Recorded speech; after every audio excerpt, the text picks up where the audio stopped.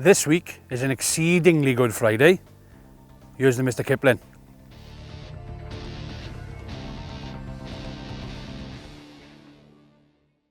Right, so the hook we got is a size 10 short shank wide gape hook. Any size 10 would suffice really. So you want to get a nice bed of thread ready and then trim your waist. Get your marabou, pink.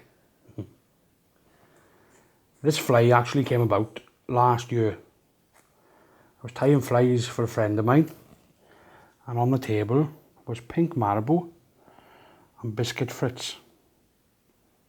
And I thought, oh, I'll try something. And I tied the lure out of pink and biscuit, took it over my local reservoir, and lo and behold, slamming fish, and I mean every cast. And it wasn't just my local fishery. Everywhere I went over the course of last season, I had this fly, tried this fly, and I caught fish everywhere. I haven't really said a lot, but I thought I'd share with you guys today. So you want to get a nice decent bunch of pink, baby pink marabou. You want to catch it on right behind the bead, and then with all my lures and marabou tails, I like to pull the marabou up, keep it off the shank when you're tying it back so that it doesn't spin around the hook.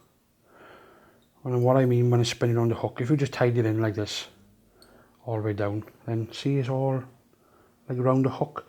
Now I feel that I don't know, it's sometimes prone to twisting and wrapping around the hook when you cast or when you have a fish or when you're pulling it through the water. So I like to pull the marabou up, make tight wraps back, keep our marabou on top of the shank. Oop. There, tie it down. You want to square your tail up. Wet, moisten it to get out of the way. And then you want to get your biscuit fritz. Peel off some of the core.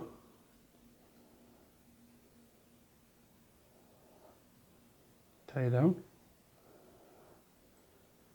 There. Come up behind the bead. What you find with blob fritz, when you hold it up, it'll all be twisted. If you take the twists out of the fritz and wet the fritz so that it goes each side of the shank,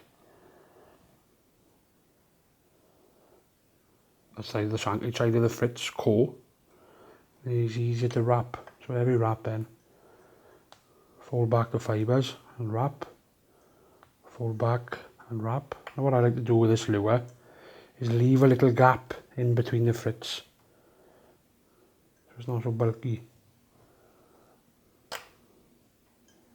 Wrap and pull back. So when you come up behind the bead, come up,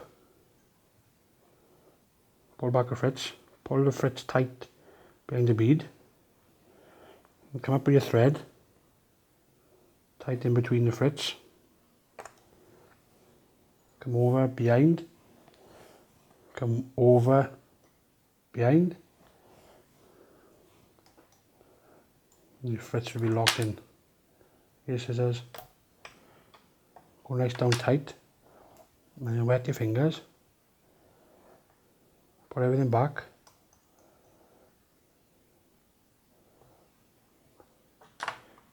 give it a couple of wraps to safely secure the fritz in, and then you want to go straight for the whip finish.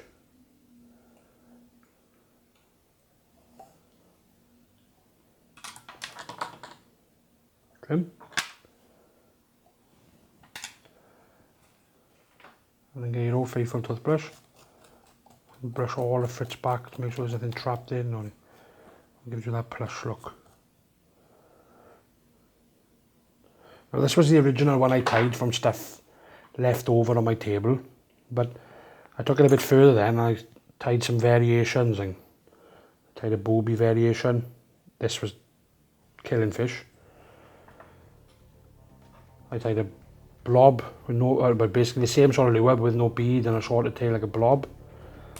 And I also tied a fab. Now these 4 flies in that colour combo has caught me a lot of fish last season, and it's also produced through the winter in the small still waters and also beginning of the season in the big reservoirs. So cracking colour combination to have in your box for fresh fish. Give it a go. Another quick and easy pattern there from Matt Pate that you can try this weekend. And there are plenty more patterns on our website, hmflyfishing.co.uk. A big thank you to you guys for watching, and please don't forget to subscribe, and catch you later. Exceedingly good cake. That's the Mr Kipling. This week is exceedingly... Oh, you caught him?